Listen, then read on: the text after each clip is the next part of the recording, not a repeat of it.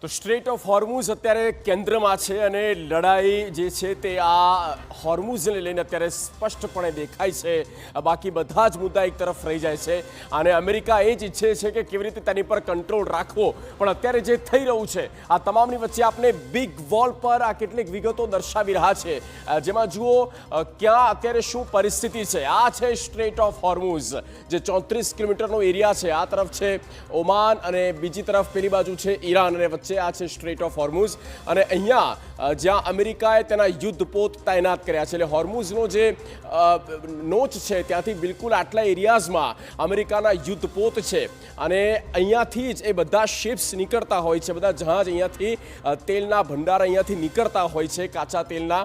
અને હવે એવું થઈ રહ્યું છે કે ઈરાન દ્વારા જે કહેવામાં આવ્યું કે સુરંગ લગાવવામાં આવી છે। જુઓ આપણે આ તરફ સુરંગ પણ બતાવવાનો પ્રયત્ન કરીએ અને જે આપણે આખી આ હારમાળા દેખાઈ રહી છે, યલો રેડ જે હારમાળા છે ત્યાંથી પસાર થવા માટે થઈને ઈરાને કીધું છે કે અહીંયાથી જહાજો નીકળી શકે છે, એટલે કે ઓમાન માટે આ એક રાહતની બાબત છે। આ જે ભૌગોલિક વિસ્તાર આ જે છે તે ઓમાનનો છે અને અહીંયાથી નીકળવાની પરમિશન ઈરાન દ્વારા આપવામાં આવી છે। તહેરાન એમાં કંઈ જ નહીં કરે આવું પણ કીધું છે।